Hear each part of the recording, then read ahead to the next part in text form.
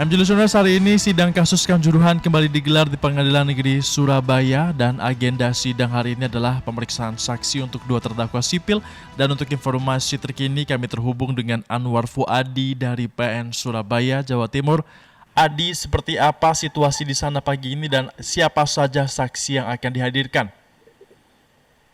Ya, selamat pagi Febrian. Hari ini sidang tragedi Kanjuruhan kembali dilanjutkan di Pengadilan Negeri Surabaya. Untuk agendanya pada pagi hari ini adalah pemeriksaan saksi-saksi untuk 2 terdakwa dari sipil, yaitu Ketua Panpel Arema FC versus Persebaya, yaitu Abdul Haris, dan juga Security Officer Suko Sutrisno. Dan kalau dari jadwalnya memang sidang dimulai pukul 9, tapi kalau kita lihat ya kebiasaannya sidang ini dimulai sekitar pukul 10 pagi waktu Indonesia Barat. Dan pagi hari ini persiapannya sudah dilakukan untuk pengamanan.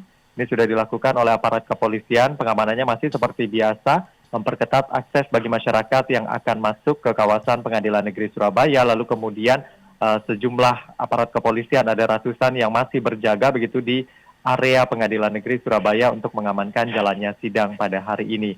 Dan sterilisasi juga sudah dilakukan dan pemasangan perangkat keamanan di ruang sidang Cakra Pengadilan Negeri Surabaya saat ini juga sudah dilakukan untuk memastikan sidang pada hari ini berjalan aman dan juga lancar begitu ya. Lalu kemudian untuk saksi-saksi yang akan dihadirkan pada hari ini kami belum menerima informasi detail begitu berapa jumlahnya yang akan hadir pada hari ini dan siapa saja yang akan dihadirkan pada persidangan kali ini. Namun kalau kita berkaca kepada pemeriksaan saksi-saksi yang berlangsung sebelumnya, ini memang ada puluhan saksi biasanya yang dihadirkan setiap persidangan berlangsung. Karena kalau kita lihat kembali begitu ya, target di awal persidangan ini harus diselesaikan dalam waktu yang tidak terlalu lama, sekitar 3 bulan begitu. Sehingga memang kalau kita lihat sidang ini dikebut begitu ya pelaksanaannya. Nah, kalau kita melihat fakta-fakta yang sudah terungkap di persidangan ini dengan kehadiran sejumlah saksi begitu ya pada hari Selasa kemarin, tanggal 24 ini ada beberapa saksi, ada puluhan saksi juga yang sudah diperiksa di hadapan pengadilan. Di antaranya yang pertama adalah Ahmad Hadian Lukita. Di persidangan tanggal 24 kemarin, Ahmad Hadian Lukita ini dicecar pertanyaan seputar verifikasi stadion dan juga terkait dengan jam pertandingan atau juga jam penayangan pertandingan Arema FC versus Persebaya yang berujung tragedi pada 1 Oktober 2022 lalu. Nah, untuk AHL poin-poin yang kami catat di sini, ia mengatakan bahwa verifikasi stadion ini berdasarkan peraturan terbaru sejak 2021 ini sebenarnya dilakukan oleh PSSI, sehingga PT LIB ini tidak melakukan verifikasi terbaru pada tahun 2022 dan menggunakan hasil verifikasi pada tahun 2020 yang terakhir dilakukan oleh PT LIB. Dan AHL juga mengatakan ia baru tahu belakangan bahwa PSSI ini telah melakukan verifikasi pada September 2021 untuk menghadapi AFC pada saat itu.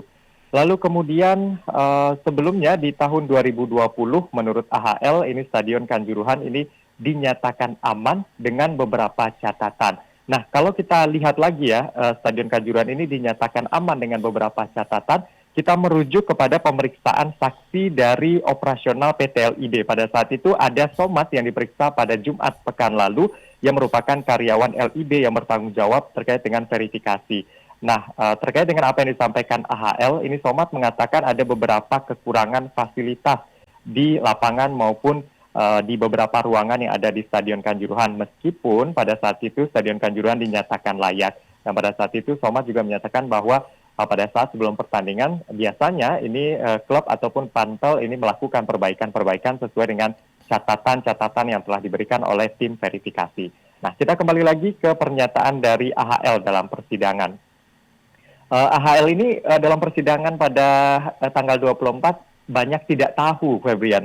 Jawaban-jawabannya ini banyak yang tidak tahu begitu ya, karena secara teknis dia mempercayakan untuk verifikasi stadion ini kepada bagian operasional begitu yang dimotori oleh Direktur Operasional yaitu Sujarno yang juga telah memberikan keterangannya di hadapan hakim pada persidangan Jumat pekan lalu.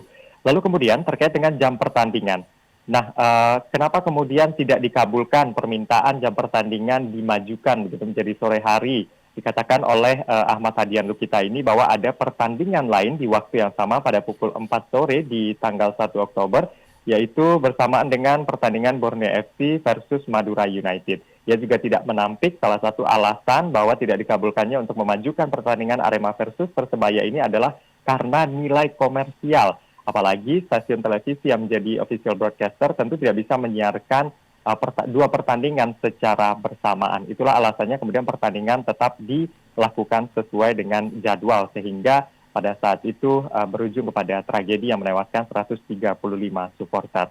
Lalu saat ditanya majelis hakim kenapa kemudian tidak memindahkan pertandingan tersebut di hari lain apabila memang sudah ada analisa bahwa ada potensi kerawanan begitu. Nah, Ahmad Hadian Lukita ini mengklaim bahwa untuk mengganti pertandingan ke hari lain ini tidaklah mudah sebab penyusunan jadwal pertandingan Liga 1 ini sudah diatur sejak awal dan menurutnya ini merupakan satu rangkaian yang sulit tentunya untuk diotak-atik begitu ya. Itulah alasannya kemudian kenapa tidak dipindahkan ke hari lainnya.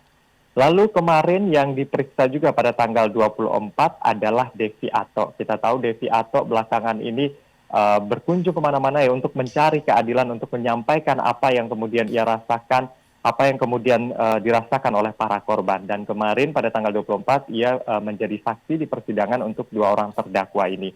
Intinya ia mengatakan kondisi jenazah dari kedua putrinya yang meninggal ini dia ceritakan begitu ya apa yang sebenarnya ia lihat pada saat itu. Pada saat memandikan dua jenazah putrinya, dari ujung rambut sampai apa yang ia lihat begitu ini ada luka lebam begitu di sana, sehingga maksud kami tidak ada luka lebam di sana. Apa yang dituduhkan misalnya terinjak-injak dan lain-lain itu menurutnya tidaklah benar karena ia melihat langsung kondisi dari jenazah kedua putrinya ini warnanya berubah sehingga ia meyakini ini adalah keracunan akibat gas air mata. Sehingga pada saat itu ia mencoba untuk meminta dilakukan otopsi meskipun ada tekanan-tekanan yang ia rasakan di awal sampai akhirnya otopsi tersebut akhirnya terjadi dan hasilnya sudah keluar seperti yang sudah kita ketahui bersama. Dan ia juga menceritakan pada saat awal ia menemukan jasad kedua putrinya begitu ya di Rumah Sakit Wafa Husada. Dan sebagai informasi Febrian, Rumah Sakit Wafa Husada ini adalah rumah sakit pertama yang kami kunjungi, tim liputan dari Surabaya yang kami kunjungi pada saat liputan tragedi Kanjuruhan. Dan kurang lebih apa yang disampaikan Devi Ato sama juga dengan apa yang kami lihat pada malam hari itu terkait dengan kondisi jenazah dari korban tragedi Kanjuruhan tersebut. Lalu kemudian ia pada intinya meminta keadilan. Ia sebenarnya tidak butuh bantuan materi seperti apa yang diberikan oleh orang-orang begitu ya. Pada intinya mereka membutuhkan keadilan dalam pengusutan tragedi Kanjuruhan karena ia merasa sejauh ini apa yang sudah berjalan ini belum sesuai dengan apa yang mereka inginkan begitu ya. Apalagi tersangkanya yang saat ini ada 6 dan yang menjadi terdakwa ini sudah 5 orang. Satunya itu AHL ini belum juga dilimpahkan ke pengadilan. Padahal menurutnya ada banyak lagi yang harusnya terseret juga dan bertanggung jawab terkait dengan tragedi Kanjuruhan.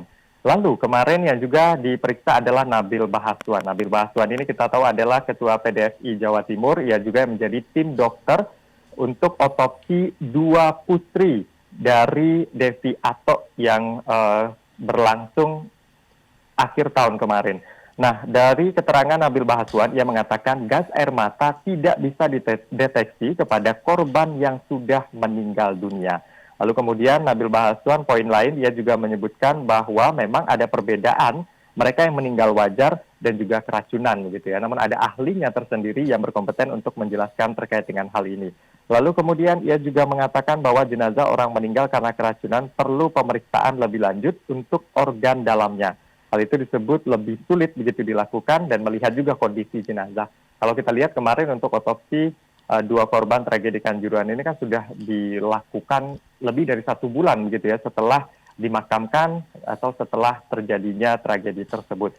Sehingga memang hasilnya kemarin kita tahu untuk hasil otopsi kemarin juga disampaikan lagi oleh Nabil Bahaswan hasil otopsinya bahwa penyebab kematian Putri Devi Ato ini karena kekerasan benda tumpul dan hasil otopsi ini juga menjadi hal yang mengecewakan juga bagi Devi Ato dan sejumlah keluarga korban begitu karena mereka tetap yakin berprinsip bahwa meninggalnya korban, jatuhnya banyak korban dalam tragedi Kanjuruhan ini akibat gas air mata. Nah, di persidangan sebelum-sebelumnya gas air mata ini juga sudah dibahas begitu ya. Bahkan ada 12 anggota BRIMOB yang juga sudah memberikan keterangannya. Mereka adalah eksekutor penembakan gas air mata. Meskipun para saksi ini masih bersikeras bahwa mereka tidak menembakkan gas air mata ke arah stadion begitu ya, ke arah tribun stadion. Mereka menembakkan gas air mata katanya ke shuttle ban dan juga ke belakang gawang. Hal ini sesuai dengan yang ditunjukkan dalam rekonstruksi di Polda Jatim pada saat itu. Dan kita tentunya menunggu keterangan saksi-saksi lain untuk membuat terang